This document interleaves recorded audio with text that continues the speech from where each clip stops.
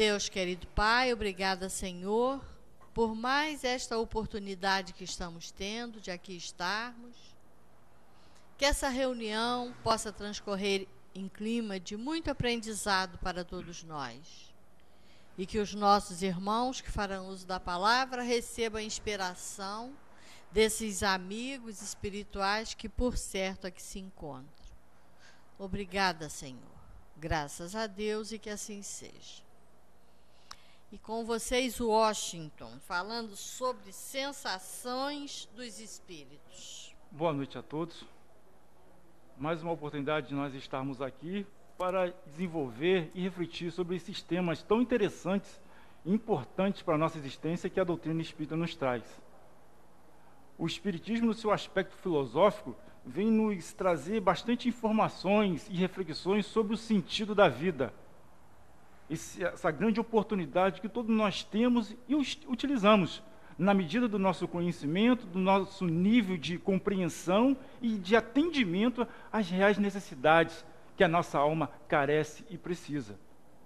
E com esse aspecto filosófico da doutrina espírita, ele é tão abrangente e tem tantas e tantas informações que nos ajudam, nos auxiliam a criar a nossa visão diante da vida, das nossas existências. Nós observamos que a vida não é simplesmente gozar, curtir, usufruir todos os recursos, todos os bens materiais. Que a existência, a vida, não é também sofrer, pagando algo que a gente não entende, não sabe, coisa. Mas é muito mais do que isso. A nossa vida, o sentido da vida, é progredir, é evoluir, é desenvolver e cada vez mais desempenhar as nossas capacidades, as nossas habilidades e potencialidades, cada vez com maior compreensão, entendimento e profundidade. E com isso, nós vamos tendo esse auxílio de procurar entender, de estudar, de aprimorar como tudo que existe na vida. Nós observamos na natureza como tudo se organiza, tudo evolui, tudo progride. Nós observamos no coletivo também que vai havendo constantemente esse progresso, essa evolução do coletivo, dentro da questão relativa do nível que se encontram, da sua compreensão, das suas necessidades e apreensões. Então, observamos que o sentido da vida é muito, muito maior do que nós pensávamos há 1000 anos atrás. É muito maior ainda do que nós pensávamos há 100 anos atrás. E será cada vez muito e muito maior à medida que nós formos avançando na nossa compreensão e, principalmente, na nossa prática. Nossa prática no bem, nossa prática no entendimento. E o tema dessa noite, ele vem numa continuação da outra oportunidade anterior, que nós falamos sobre o retorno do homem ao mundo espiritual. Quando daqui estava encarnado e retorna para o mundo espiritual. Todo o processo que se desenvolve nesse passamento. Desde das vestes do corpo físico, o desprendimento, o retorno ao mundo espiritual, com toda a sua bagagem, todo o seu conhecimento, todas as suas informações e experiências, que aqui então vinha amealhando, trabalhando, desenvolvendo, burilando, ou ainda reticente em determinados tipos de situações, e retorna ao mundo espiritual. E hoje, nesse processo de continuidade desse estudo, que é primordial para o nosso entendimento, nós vamos abordar as sensações dos espíritos. As sensações que se vêm ao adentrar, ao retornar a esse mundo espiritual, do qual todos nós fazemos parte, ao qual todos nós, à noite, quando o corpo se encontra em repouso, nós nos desprendemos e estamos em contato no mundo espiritual com as atividades que lá tem. E nesse processo, vamos trazer um fato bastante interessante e que é algo corriqueiro, que costuma muito acontecer. Em certa data, em certo momento, numa reunião mediúnica, se aproxima um espírito e pede licença para falar e vem fazer um pedido. Numa época em que estava frio, era inverno, e as reuniões tinha ao lado uma lareira, algo para aquecer aquelas pessoas que estavam ali a tratar, a discutir, a desenvolver o estudo da doutrina espírita, a desenvolver o trabalho de desenvolvimento dessa doutrina, e esse espírito pede a permissão para poder falar e fazer um pedido. E sim, é dado a ele essa oportunidade de ele fazer, de se expressar, esse entendimento que ele sentia, que precisava falar, e ele pede: eu posso ficar junto aqui de vocês, eu posso vir aqui sempre estar com vocês, aproveitar o fogo, o calor dessa lareira, porque eu estou sentindo muito frio. Observamos que esse espírito estava desencarnado e numa reunião de comunicação se apresenta, se manifesta, pede a permissão para falar, fala e faz um pedido, pedindo a permissão para participar daquele ambiente, adentrar aquele ambiente onde se faz o trabalho, para poder aquecer, pois sentia muito frio. Observamos aí que é um espírito que já não está mais envolvido pelo envoltório corporal, o corpo físico. Um corpo físico que sente, como o nosso aqui, todas as sensações e percepções atmosféricas, ambientais. Tudo isso vem através de nossa organização primorosa, que é o nosso corpo físico, a sentir, a repercutir tudo que nos envolve no ambiente, a sentir a alma, via esse corpo físico e todos os órgãos que nós temos. Mas esse espírito, já no mundo espiritual, desencarnado, sem estar em contato, sem utilizar aquele corpo que até então lhe pertencia, ainda sentindo frio, a necessidade de se aquecer. E nessa observação, nós iremos trabalhar esse entendimento. Sofrem os espíritos? É uma pergunta. Que sensações experimentam os espíritos? Isto é bastante interessante nós observarmos e indagarmos isso, porque isso é corriqueiro. Isso acontece muito nas comunicações, nas reuniões, nas sensações e percepções dos espíritos ao retornar ao mundo espiritual, naquele processo, naquele intermédio das suas questões de perturbação espiritual que nós falamos, quando ele não tem a noção do que aconteceu, como está sucedendo isso. Eu estou vivo? Eu desencarnei? Eu estou aonde? Em que situação eu me encontro? Então, nesse momento, surgem essas situações e surgem esses sofrimentos. Sentindo frio, sentindo calor, sentindo sede, sentindo fome. Essas coisas que nós encarnados nós sentimos. Hoje está um dia frio, estamos agasalhados, né? Então tem todas essas questões que nós vamos aqui desenvolver. Aquele espírito, pois, experimentava penosa sensação de frio. Mas como a experimentava? Como ele experimentava se ele não está agora envolvido por um corpo físico, um corpo material, esse que nós temos atualmente, que estamos usufruindo? Como esse espírito de avarento, que não tinha mais o corpo material, podia sentir frio e pedir para se aquecer? Quando ele fala que é avarento, porque naquela reunião foi descoberto quem se tratava aquela alma, aquele espírito. Era uma pessoa, quando encarnado, tinha recursos, trabalhava muito, mas só que, devido a economizar, a poupar os recursos materiais, não utilizava do fogo para se aquecer, não tinha os alimentos para aquecer seu corpo, pois ele economizava. Ele mantinha, não gastava com excesso. Não, isso é supérfluo, não preciso disso, isso é luxo. E passou toda uma existência economizando, poupando, e passando o frio, às vezes um pouco de fome, mas tendo o recurso. Ou seja, de forma deliberada, ele tinha recursos materiais, recursos para se usufruir e se manter aquecido, se manter alimentado, mas por questões da avareza, de poupar, não usufruía desses recursos. E desencarnou nesse processo e sentindo frio. E os espíritos respondem a essa questão, como esse espírito de avarento, que não tinha mais o corpo material, podia sentir frio e pedir para se aquecer. E respondem: podeis representar o sofrimento do espírito pelos sofrimentos morais? Os sofrimentos morais são pesares, são remorsos, vergonhas e tudo mais do aspecto moral. Mas essa situação dele era o calor, era um sofrimento físico. Mas o calor, o frio, não são efeitos morais, são efeitos físicos. Experimentariam os espíritos, pois, sensações? Responde os espíritos: tua alma sente frio? Não. Mas tem consciência da sensação de que sobre o corpo. Ele não sente o frio real, mas a lembrança da sensação do frio que havia suportado. E responde o espírito: entre a dor física e a dor moral, não se deve confundir o efeito pela causa.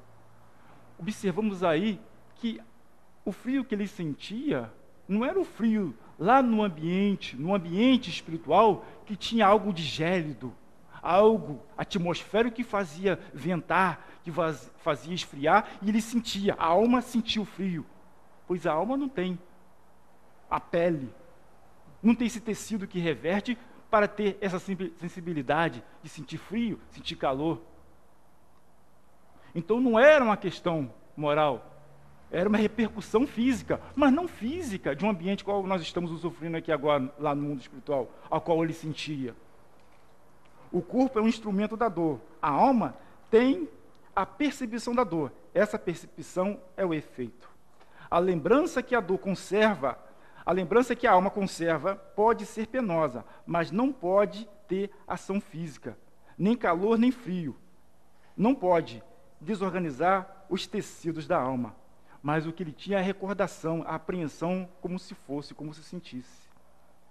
Aí a gente observa aqui como o nosso pensamento, os nossos hábitos, tudo aquilo que a gente, na nossa caminhada, na existência física, nós vamos percebendo, sentindo, as nossas emoções, tudo isso permanece com a alma, com o espírito, depois que ele retorna ao mundo espiritual. Não se perde, não fica esquecido, não se apaga, mas continua vivo, latente com ele.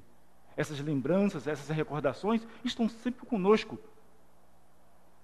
Ou nós, pelo nosso esforço, pela nossa vontade, nós puxamos na memória um tal fato, uma tal situação da nossa existência, ou por um gatilho, por uma circunstância nas nossas relações, aquilo vem e desperta em nós aquela emoção, aquela apreensão daquele fato que acontecera lá atrás, há muito e muito tempo atrás, mas que vem nesse momento como se fosse real, como se fosse naquele momento a vivência daquilo que já ocorreu lá atrás. Isso acontece conosco, estando encarnado. Quantas situações, só em lembrar a gente já fica logo arrepiado. É uma comida que nós comemos e não ficou ruim naquela época, nós passamos mal, se lembrar agora a gente já começa a sentir aquilo. Ou é ver um frango assado, alguma coisa ali na televisão, já começamos a salivar se estamos naquele estado de fome, ou carecendo de ter uma proteína, alguma coisa, para nos alimentar, já começamos a salivar, todo um processo já começa a ocorrer em nosso sistema digestivo para receber esse alimento, pela nossa visão, pelo nosso olhar e pela nossa necessidade. Então observamos esse espírito nessa condição. E continuando, em um vago sentimento íntimo que o próprio espírito nem sempre compreende bem, precisamente porque a dor não se acha localizada e porque não as produzem agentes exteriores. É mais uma reminiscência do que uma realidade. Mas essa reminiscência, porém, igualmente penosa. Então observamos que essa reminiscência que ele tem dessa necessidade física, que ele está sentindo as sensações, não é moral, mas é uma reminiscência física. Mas essa reminiscência física não está sendo produzida no mundo espiritual ao qual ele se encontra atualmente, mas sim das suas apreensões, das suas recordações, ao qual ele se faz vivenciar aquilo novamente nesse mundo interno, ao qual seus pensamentos, suas emoções, a sua experiência de vida, as suas escolhas, ali se colocam, se projetam.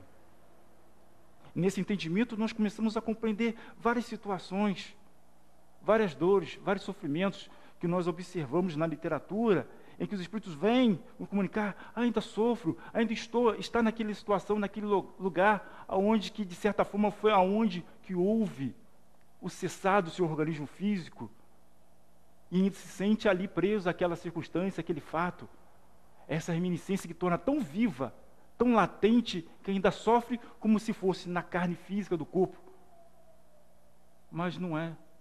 Estando no mundo espiritual, já não sente na carne física, porque o espírito não está revestido do corpo material, e nem sente num órgão, ou seja, na perna, ou sente no pulmão, na visão, ou na audição, no olfato, mas sente como um todo, que retornando ao mundo espiritual, nós não usamos mais, não usufruímos mais dos órgãos materiais que nós utilizamos quando estamos encarnados. Em função disso, é por isso que não existe essa necessidade real de nos alimentarmos, de nos agasalharmos no mundo espiritual, de descansarmos, ou dormirmos, ou todas as circunstâncias materiais que nós usufruímos, de usufruir no mundo espiritual, porque lá não temos a necessidade, porque não estamos envolvidos com os órgãos materiais organizados que nós temos aqui enquanto estamos encarnados. Porque lá a percepção, as sensações do espírito é no todo ser, é todo no ser, não em um lugar circunscrito. Por ocasião da morte, o perispírito. O perispírito, que faz o elo, que faz essa transmissão entre a alma e o espírito no processo quando estamos encarnados, toda a organização que nós temos. Ao desencarnar, o corpo, ele se decompõe, se destrói, o espírito retorna ao mundo espiritual, mas ainda utiliza o perispírito, que lhe dá uma forma, e essa forma continua com ele. Mas o espírito nisso, o que acontece? Ele se desprende, mais ou menos lentamente do corpo, e o espírito não encontra explicação para a situação em que se acha. Porque como é lento esse processo de desprendimento, que é lento mais ou menos, porque vai depender da forma como nós vivemos, como nós nos desligamos ao corpo e às situações, circunstâncias e necessidades do corpo e as nossas necessidades. Poderá ser lenta ou rápida, vai depender de cada um de nós. E nesse processo de desprendimento, nós não entendemos o que está acontecendo, como se está sucedendo isso, porque crê não está morto, por isso que se sente vivo, vê ao lado o corpo ao qual lhe pertencia, mas não compreende que está separado dele, porque ele vê o processo do corpo ali, inerte, parado, sem vida, sem o princípio vital, mas ele continua a pensar, o espírito continua a pensar, ele olha e se vê, pois o perispírito ainda continua a manter toda aquela aparência a qual ele tinha, porque ele pensa, ele se sente ainda existindo e vivo, então ele vai produzir toda aquela aparência que ele tem, e isso causa uma confusão, causa-lhe um tormento, uma apreensão, e ele não entende o que está acontecendo, e não entendendo o que está acontecendo, as necessidades materiais que até então ele tinha, continuam ainda a repercutir nele, mesmo não estando mais utilizando esse envoltório físico material, mas suas reminiscências, seu pensamento, as necessidades continuam ainda vivas e latentes, ainda até entender o que está acontecendo. Durante a vida, o corpo recebe impressões exteriores e as transmite ao espírito. E isso nós temos a experiência constantemente. 24 horas nós estamos recebendo estímulos do mundo exterior. Assim como mandamos estímulos para o mundo exterior, através do nosso pensamento, da nossa vontade, do nosso movimento, nós também recebemos do mundo vários estímulos. Tanto é que nós temos 5 sentidos, ao qual vem todos os estímulos exteriores para a nossa percepção. E isso é numa existência, vai somando, vai se tornando algo comum, habitual. Mas quando vem romper a vida, ao fazer o passamento, como não entendemos esse processo ainda de maneira mais minuciosa, nos confundimos se estamos ainda encarnados ou se estamos desencarnados e quais são as reais necessidades que nós ainda carecemos de usufruir e de ter. Sabemos que o espírito há percepções, sensações, visão. Faculdade que é um atributo de todo ser. Então observamos que a faculdade da percepção, sensações, a visão, é uma faculdade, um atributo do espírito. Não é algo só do corpo.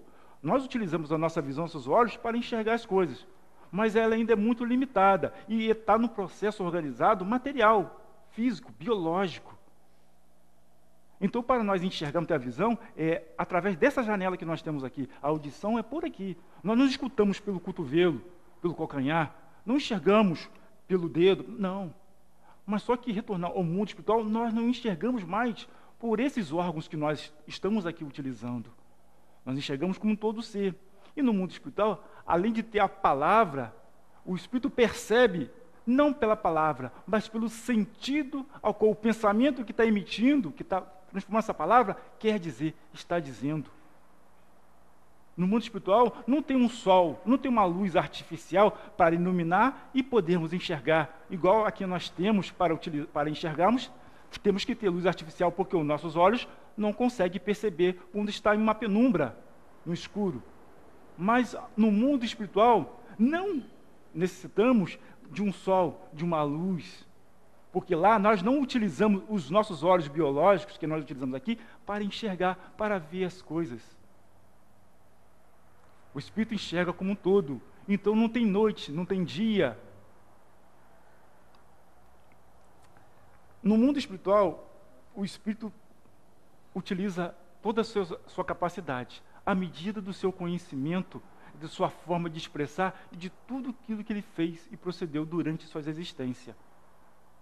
Com isso, mesmo que ele lá, estando no mundo espiritual, não precise da luz para enxergar, mas ele tem que ter o conhecimento, o entendimento e a percepção de ele poder ver.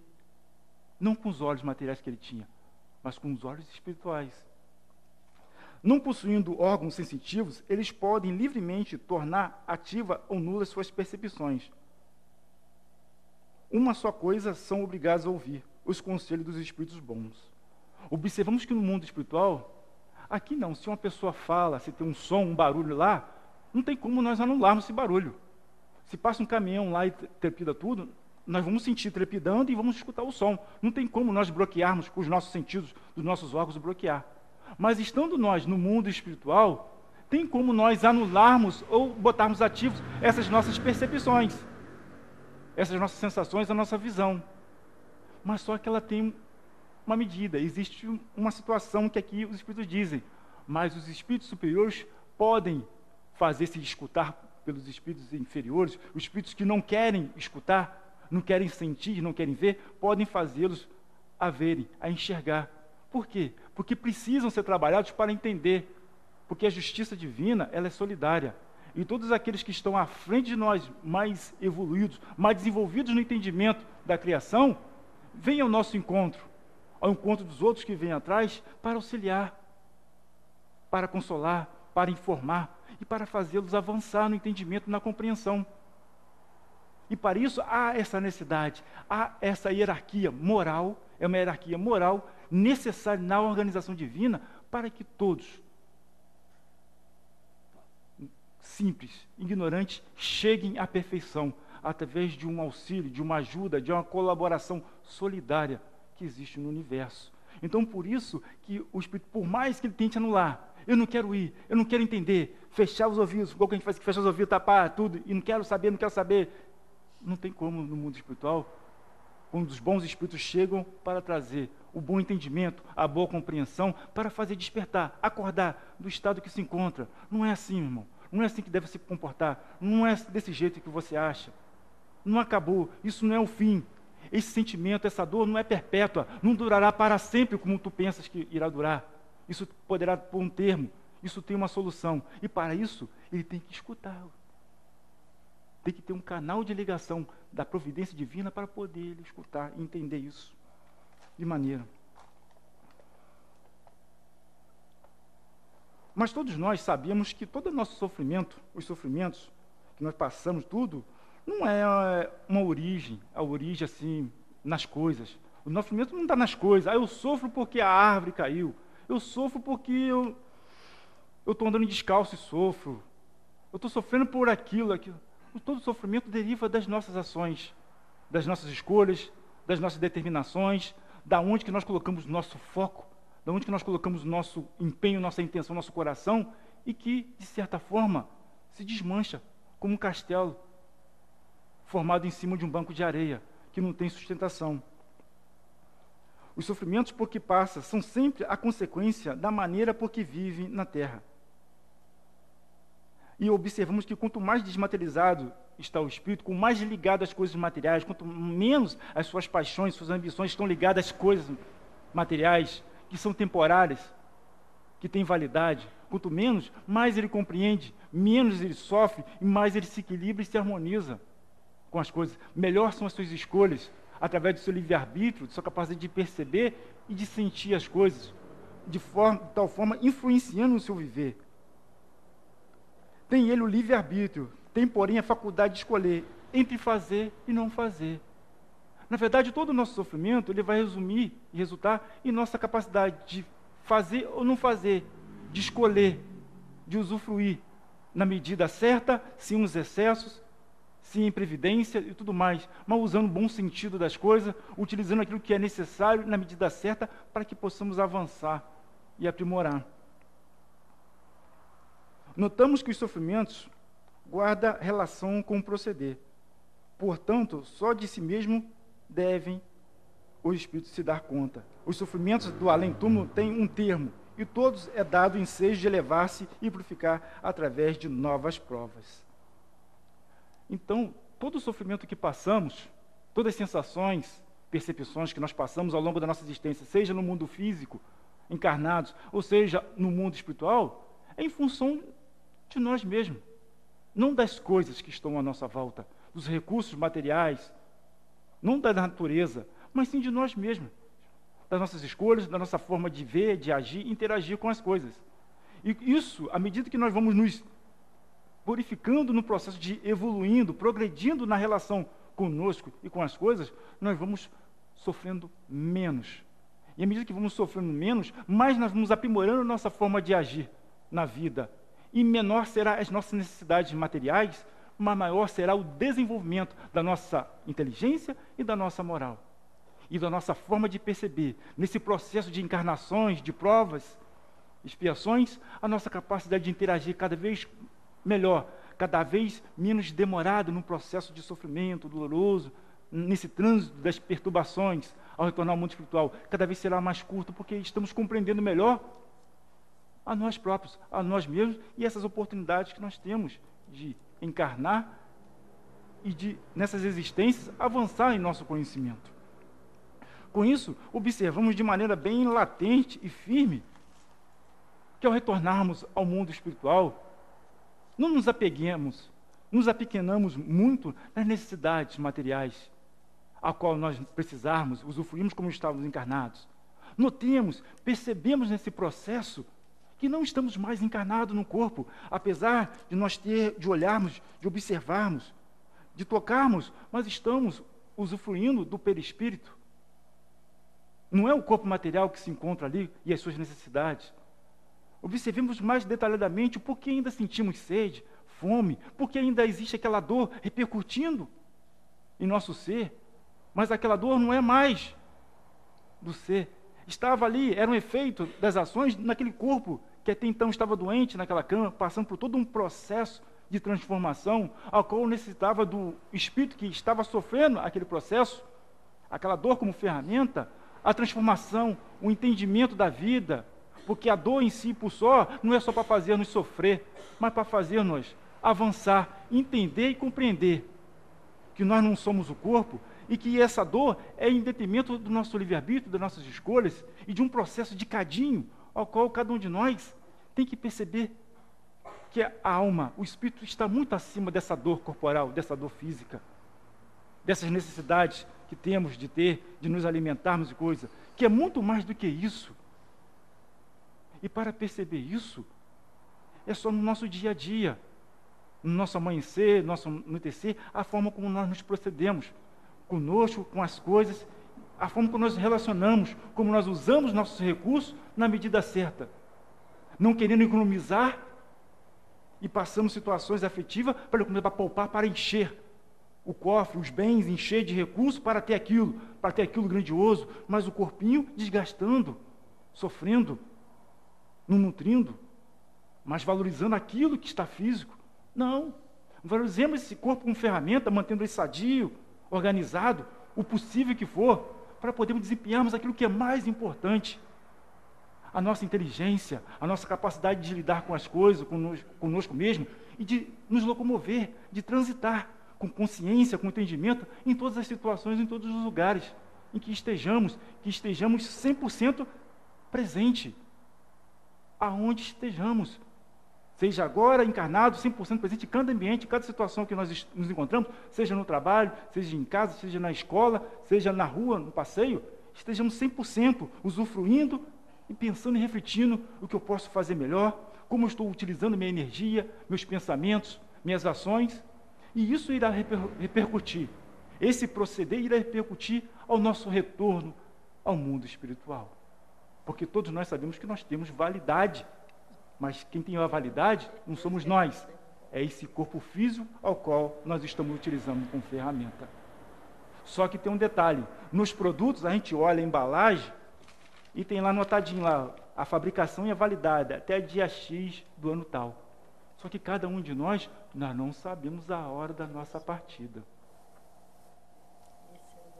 E não tem como a gente andar com uma mala, já puxando uma mala, com a roupa já toda prontinha aqui para viajar, que é muito peso. Então, que estejamos sempre preparados, sempre arrumados, sempre com o procedimento adequado a cada situação, seja uma boa situação, harmoniosa, nas situações aflitivas, não percamos a cabeça, não nos desequilibramos. Todos nós somos filhos de Deus, que tem a justiça divina para cada um de nós, seja aonde estejamos, em quais condições estejamos na nossa existência. Todos nós somos filhos de Deus, e na sua justiça divina, na providência divina, acode a todos, auxilia a todos. Todos têm ali a presença desses bons espíritos a nos auxiliar. Mas basta a nós estarmos despertos e perceber, porque nós podemos anular essa visão e não querer enxergar, não querer ver, não querer sentir. E isso se torna mais longo o nosso sofrimento. Prolongamos mais o sofrimento e não vemos o futuro para nós. Lê do engano nosso. Pois todos nós somos fadados à perfeição e não nascemos para gozar a vida, para usufruir de tudo, nem nascemos para sofrer. Mas nascemos sim para evoluir, progredir, cada vez mais ver coisas melhores do que nós estamos vendo hoje. Jamais pensamos que tudo que tem hoje está bom, está magnífico, está confortável, não quero mais nada. Queremos sim. Cada vez queremos mais e melhor, porque nós somos seres espirituais em processo de progresso. E o progresso, ele é infinito, ele é constante, não tem um limite. Então, tudo que nós usufruímos, tudo que nós vivemos, é relativo ao estado que nós nos encontramos agora. Mas para modificar, depende de cada um de nós e do coletivo que está ao nosso entorno. Façamos a nossa parte, continuemos a agradecer a Deus por todas as oportunidades e aqueles que se encontram conosco, que também caminhem junto, que entendam e compreendam, mas que nós tenhamos a convicção e a certeza dessa vida futura e da potencialidade que todos nós temos de existir e cada vez mais aprimorar o nosso conhecimento. Uma boa noite a todos. E nós estamos preocupados com isso, por isso que nós estamos aqui. Nós temos certeza que não vamos ficar aqui, né? É verdade. Mas não sou eu que vou falar, não, é ela. Deixa eu passar para a Cristina. Vai lá, sinais dos tempos. Boa noite a todos. É sempre muito bom estar aqui, né? E a gente poder suscitar reflexões, né? A doutrina espírita, se nós abrirmos os nossos olhos, nossos ouvidos e o nosso coração, realmente ela é transformadora e é revolucionária na nossa vida. Esse entendimento e essa compreensão das leis de Deus e por que estamos aqui, o que é que nós estamos aqui para fazer, para onde a gente vai, muda a nossa maneira de agir no mundo, não é? E no universo, tudo é harmonia na criação. É importante que a gente pense sobre isso, né? Porque nós, espíritos imperfeitos que somos, num planeta de provas e expiações, muitas vezes nos deixamos levar pelo entorno, pelo burburinho, pela efervescência das coisas e perdemos esse nosso equilíbrio. Então, por isso, hoje eu trouxe esse estudo que eu quero fazer um paralelo entre os sinais dos tempos, que está na Gênese, tá? E a lei da adoração. Quer dizer, a compreensão está posta para nós, mas as soluções também, né? Então, tudo na natureza, tudo é harmonia na criação. Tudo revela uma previdência divina, né? Deus, ele se preocupa, né? Ele é onisciente, onipresente, então ele sabe de todas as coisas. Então, tudo revela uma previdência que não se desmente nem nas menores, nem nas maiores coisas.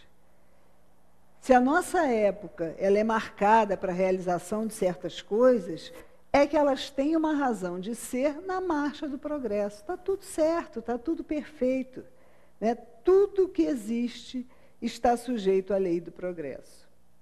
Fisicamente, o nosso globo, né, ele sofreu e sofre transformações dos elementos que o compõem. E moralmente, pela purificação dos espíritos encarnados e desencarnados que vivem, né, que rodeiam esse globo, esse orbe, também vão acontecendo modificações durante todo o tempo.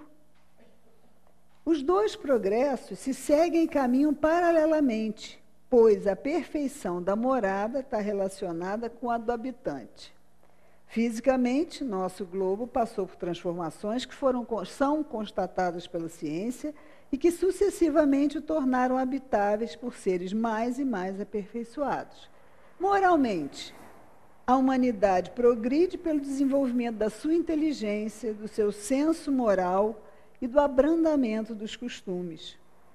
A melhoria do globo, como de todo o universo, se opera sob o império das forças materiais, que os homens concorrem para isso. Por quê? Pelos esforços da sua inteligência, eles saneiam as regiões insalubres, todas as invenções que a gente vê, né, a comunicação é facilitada e a Terra fica mais produtiva, então tem mais habitantes no planeta, mas a tecnologia e todo o estudo que o homem desempenhou também ajuda a melhorar e a manter a vida de mais e mais seres. Esse duplo progresso se realiza de duas maneiras. Uma lenta, gradual, insensível, e outra por modificações mais bruscas. Cada uma delas resulta num movimento ascensional. A gente não retrograda, ninguém vai para trás. Nós estamos numa marcha para frente, ascensional. Nós estamos caminhando para a perfeição. E outra que tem modificações mais brutas, né, como eu falei. Esses movimentos são subordinados nos pormenores ao livre-arbítrio dos homens. Aí, quando a gente lê isso, pensa, então danou, né, porque a gente está ruim de escolher, né? Mas não, nesses pormenores, nosso livre-arbítrio está agindo. Mas esses movimentos são fatais no seu conjunto, porque eles estão subordinados à lei, como as que se operam na germinação, no crescimento, na maturação das plantas. Por isso, o movimento progressivo é algumas vezes parcial, limitado a uma raça ou nação, e às vezes ele é geral. Esse progresso se efetua, então, porque em virtude de uma lei. E todas as leis da natureza são obra eterna, né, da sabedoria e da previdência divina. Tudo que é o efeito dessas leis é da vontade de Deus e, por isso, é imutável.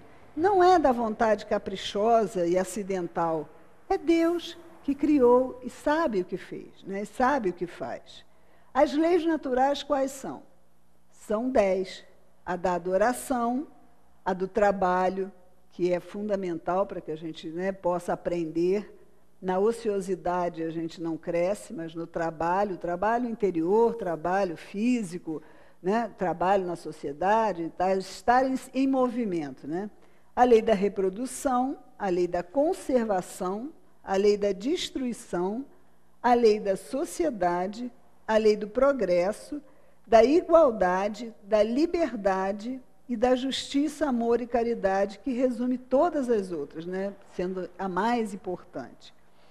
Quando a humanidade está madura para franquear um grau, né, quando ela pode subir um grau, pode-se dizer que os tempos marcados por Deus chegaram.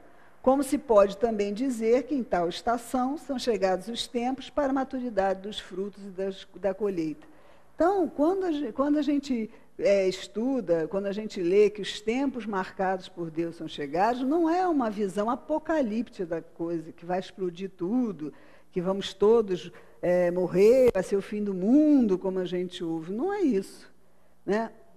São tempos em que a gente é capaz de superar etapas, que a gente é capaz de se mover. E isso, a gente pode ver esse movimento tanto na vida coletiva quanto na nossa vida individual. Né? Existem momentos também que a gente passa por perturbações, que a gente se desequilibra, mas isso tudo faz parte de um processo, nós estamos amparados completamente, sempre. Da afirmação que o movimento progressivo da humanidade é inevitável, não é verdade que Deus seja indiferente do mesmo, que depois que ele criou tudo, ele foi lá descansar e o movimento vai por si mesmo, como uma máquina que ligou e está pronto. Não. Suas leis são eternas e imutáveis porque sua vontade é eterna e constante. E o seu pensamento anima todas as coisas sem interrupção. Seu pensamento tudo penetra e é a força inteligente e permanente que mantém tudo em harmonia. Deus vela, pois, incessantemente pela execução de suas leis. E os espíritos que povoam o espaço, inclusive nós, somos seus ministros encarregados dos detalhes, segundo as atribuições relativas ao seu grau de adiantamento. Então, quando a gente começa a perceber essa grandiosidade, mas não só com o intelecto, mas percebe com o coração, como a gente está inserido num contexto perfeito, a gente se alivia um pouco da insegurança, dos medos que povoam a nossa mente e o nosso coração, né? Deus está em tudo, o tempo todo. Ele é a inteligência suprema, né? E o universo é um mecanismo que não tem medidas. São o universo dos universos, conduzido por um número não menor, de espíritos, de inteligências. Um imenso governo onde cada ser inteligente tem a sua parte de ação, sob o olhar soberano do Mestre, cuja vontade única mantém a unidade por toda parte. Sob o império dessa vasta potência reguladora, tudo se move, tudo funciona numa ordem perfeita. Aquilo que nos parecem perturbações são movimentos parciais e isolados, que só nos parecem irregulares porque a nossa vista é circunscrita. Então, nós vimos o negócio de um tamanho, é a famosa estar acima das circunstâncias, né? Que os espíritos, nas suas diversas obras, nos falam. E é isso, quando a gente está em sintonia ali, o que a gente está vivendo, as coisas são imensas, né? Os problemas são grandes, tudo parece que não tem jeito, porque a gente está vendo de baixo, como se fosse numa grande cidade, eu estou lá embaixo olhando aqueles prédios enormes. E aquilo me parece que eu não vou conseguir, né, sobrepor aquilo. Agora, se eu estiver lá no avião, o prédio não é pequenininho. Então, tudo depende do nosso ponto de vista. E quando a gente sente essa harmonia, essa grandeza de Deus, a gente confia nisso, a gente se sente sereno. Porque o que importa, na verdade, é o que está dentro de nós. Tudo que acontece no externo é para nos ajudar. São provas que a gente tem, são lutas diárias, mas nós, por estarmos, se estivermos ligados nessa força superior, seremos serenos sempre. Essa força está dentro de nós. Onde estão as leis de Deus? Na nossa consciência. Então, dentro de nós existe um lugar onde essas leis são claras, que elas vivem. E que se nós olharmos para esse lugar, botarmos nosso foco nesse lugar, aumentarmos a nossa confiança, seremos serenos. A gente pode sentir isso, que a gente não precisa se abalar com as coisas, né? A humanidade já realizou incontestáveis progressos na ciência, nas artes, no bem-estar material. O que está faltando para a gente? Um enorme trabalho a realizar, que é na parte moral. Na lei exatamente de caridade, de fraternidade, de solidariedade, para assegurar o bem-estar moral. Nós necessitamos elevar os nossos sentimentos.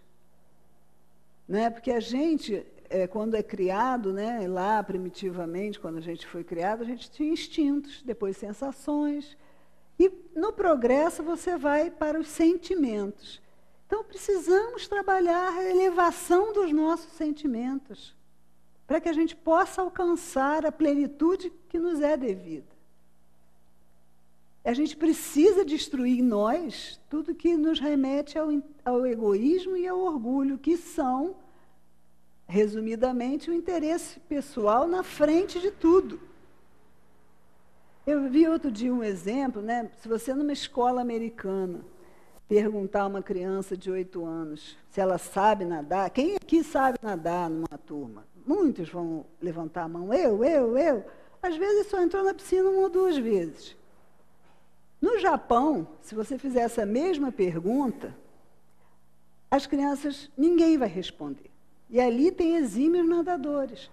Por quê? Porque eles se consideram aprendizes. Então, eles estão aprendendo. Então, ele não sabe nada. Ele está em processo. E essa é uma visão que a gente precisa ter. Nós somos eternos aprendizes. Não existe erro e acerto. Existe uma mudança de rota. Se eu vou por aqui e não deu, não é eu sou fracassado, sou um errado, um culpado. É só eu corrigir a minha rota e seguir em frente. Porque para o sucesso, né, para a gente atingir os nossos objetivos, a gente vai tentar vários caminhos. Nem sempre serão os melhores, até a hora que a gente vai conseguir encontrar esse melhor caminho.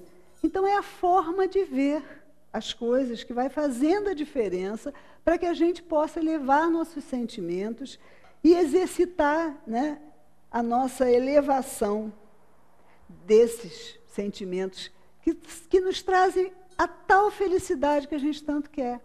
Quando a gente consegue ser verdadeiro, quando a gente consegue estar com um amigo e saber que a sua palavra, o seu abraço, seu sorriso modificou o dia de alguém, essa satisfação interior é a tal da felicidade. Não está fora de nós. Não está no carro, não está no filho bem-sucedido, não está em nada disso, está dentro de mim, quando eu consigo me conectar com aquilo que é verdadeiro, quando eu consigo elevar meus sentimentos, quando eu pratico alguma coisa que imediatamente vibra no meu ser que essa era a coisa certa. Foi para isso que a gente veio aqui, para aprender, para entender, para se aliar, para ser solidário. Foi para isso que a gente veio. E essa fase que a Terra vai entrar, né, que a Terra é um mundo de provas e expiações e vai ser um mundo de regeneração. E essa fase, né, é como se fosse da juventude para a maturidade. Então, as transformações são necessárias. Como a gente quer que tudo mude, tudo seja diferente, se a gente não viver um processo para que isso aconteça? Mágica não tem. E essa transformação, ela não é parcial, como eu falei, que às vezes ela poderia ser. Ela é geral. E é óbvio que ela provoca mudanças. É uma nova ordem que vai se estabelecer. E os homens que mais oposição lhe fazem, trabalham nela mesmo contra a sua vontade. Porque quando a gente começa a ver que tudo que a gente valoriza não está suficiente, não está dando, não está suficiente. O que está faltando? São esses sentimentos. E aí a gente começa a pensar, poxa, é isso que me faz bem, então eu vou mudar minha atitude. Isso é um aqui, outro ali, outro lá, uma coletividade, até uma hora que isso vai se tornar a realidade, né? Os Espíritos nos dizem na Gênese que a geração futura, desembaraçada das escórias do mundo velho e formada por elementos mais purificados, encontrar-se-á animada por ideias e sentimentos completamente diversos dos que são adotados pela geração presente, que se retira a passos de gigante. Mudança de crenças, mudança nas instituições, que já serviram em alguma época, mas que agora não servem mais. Precisamos renovar, precisamos mudar, né? Então, essas transformações, elas não se elaboram e não vão acontecer sem uma comoção. Aqueles poderes estabelecidos, né? Aquelas crenças arraigadas dentro de nós, elas precisam ser quebradas, elas precisam ser modificadas, elas precisam ser destruídas. Isso não vai acontecer sem uma sacudida.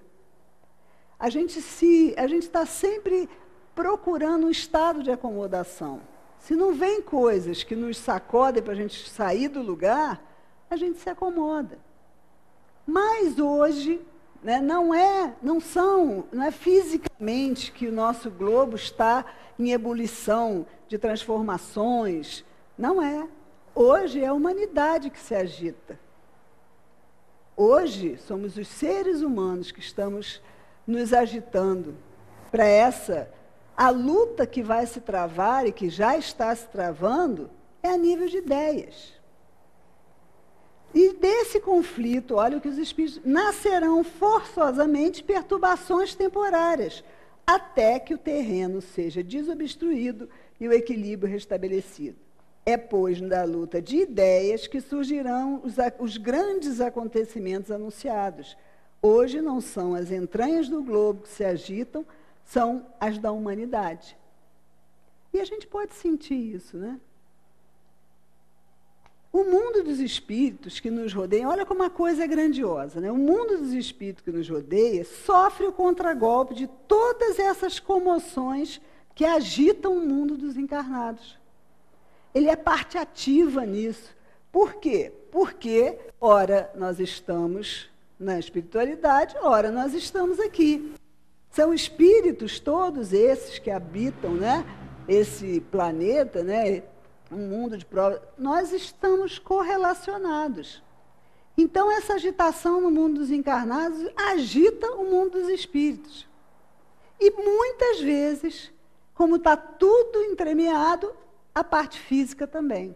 Aí, então, que parece que é uma bagunça geral, que tem... Deus foi tomar um café e largou a gente aqui, porque é inundação aqui, é tufão lá, as pessoas não se entendem, parece que a gente está voltando para a era primitiva. Então, o que os espíritos vêm nos dizer e nos tranquilizar não é nada disso. É um chacoalhar temporário e necessário.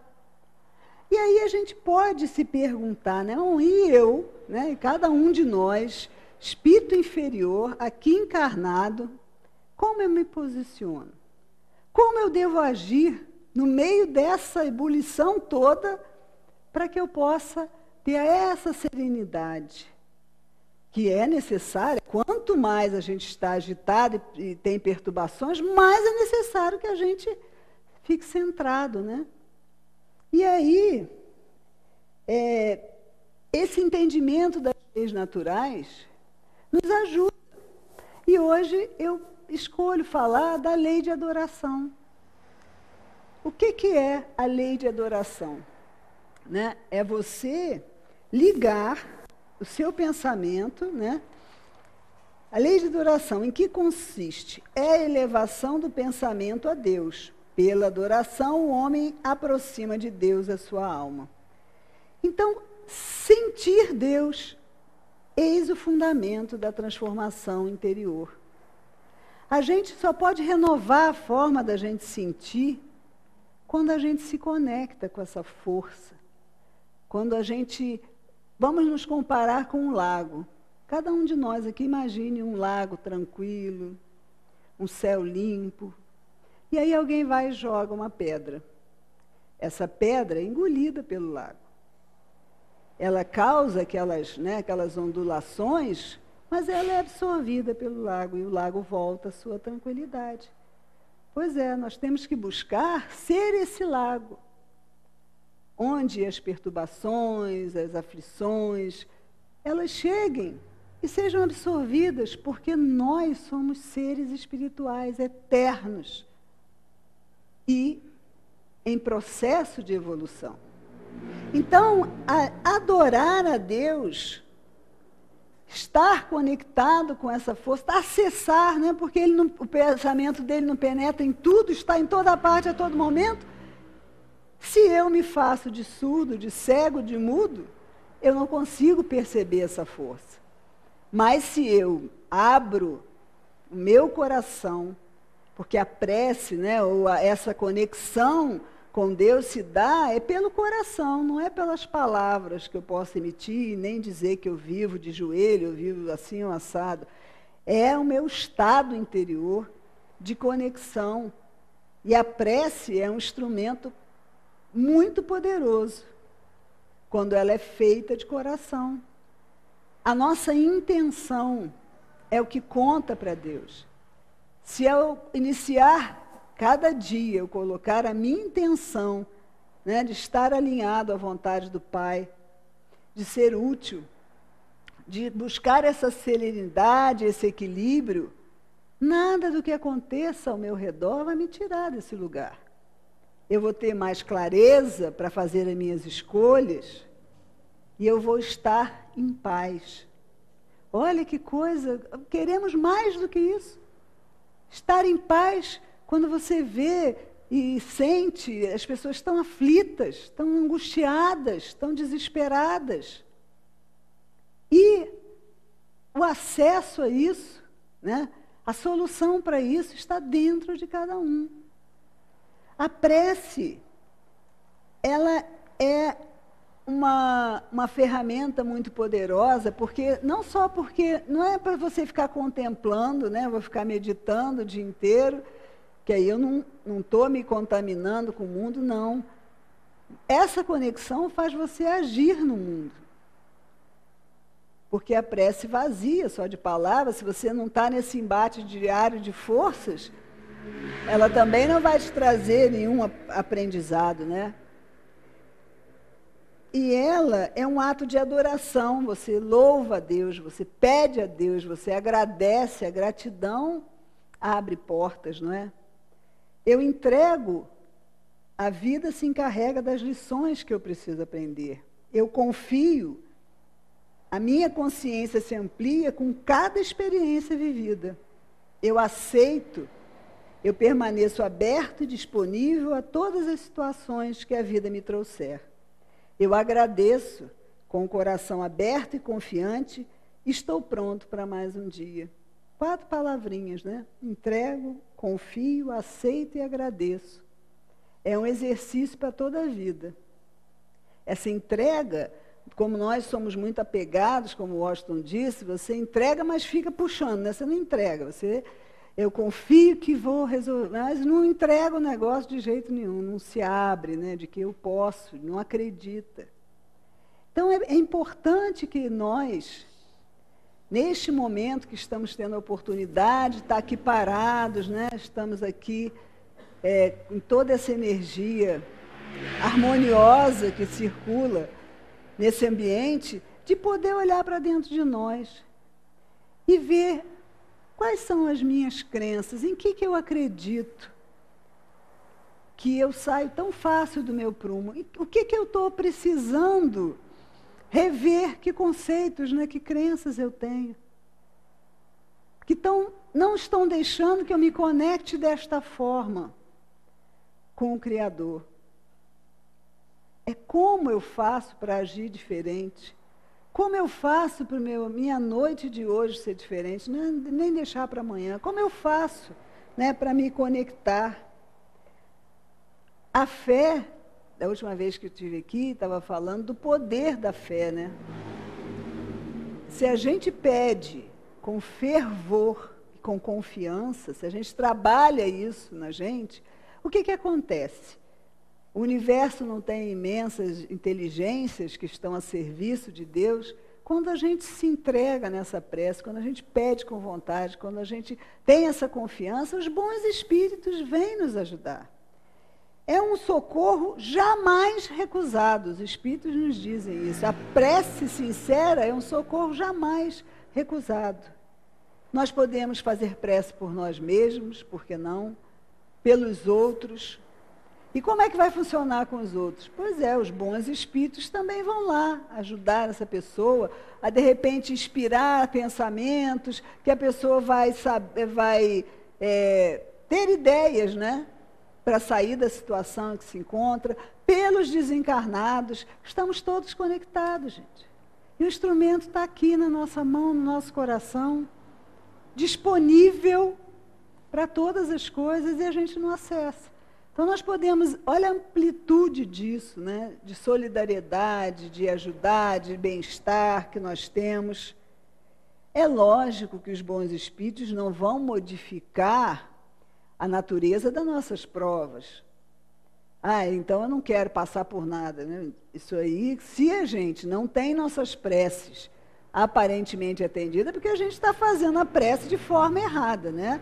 A gente está querendo obter vantagens, né? Ah, eu vou então rezar para arrumar um emprego que eu ganho muito dinheiro. Enfim, a gente tem que ter um discernimento daquilo que realmente é importante. A gente tem emprego, é importante, né? Mas a gente tem que mobilizar os nossos recursos para saber o que é que eu posso fazer então para me virar se eu não tenho emprego. Enfim, as soluções existem, nós vivemos num mundo de oportunidades, né? Ajuda-te que o céu te ajudará.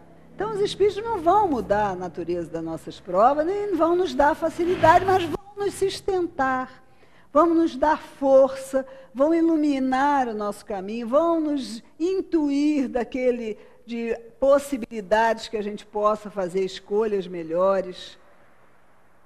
E a gente precisa muito aprender isso, né? A gente precisa aprender que as soluções estão dentro da gente, não estão fora. Que somos espíritos imortais, que somos todos filhos amados desse Pai, e que a gente tem essa sabedoria dentro da gente, que a gente pode acessar a qualquer momento. E é nisso que o Espiritismo é transformador. Então, que nesta semana a gente possa olhar para dentro de nós, possa buscar essa conexão maravilhosa, que a doutrina nos ensina, nos ajuda, né, no passo a passo, para que a gente seja um lago tranquilo. Usem essa imagem quando vocês verem que estão saindo do prumo. Eu sou um lago tranquilo, sou filha de Deus, né? E Ele está comigo, o pensamento dele permeia tudo, Ele está comigo neste momento. E se eu estou tendo essa prova, é porque eu posso superá-la. Assim como o nosso planeta em ebulição também vai passar por uma nova etapa.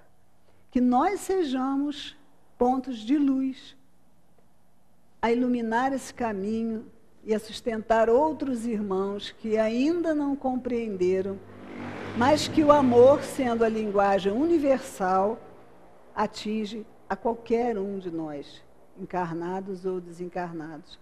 Então esse é o desafio que eu lanço para essa semana, da gente tentar, né? Tentar não, que quando a gente fala em tentar, já está não conseguindo, né? Que a gente faça isso com vontade, esse exercício aplicadamente, né? Para que a gente alcance a paz e a felicidade tão desejadas. Uma boa noite para todos e obrigada.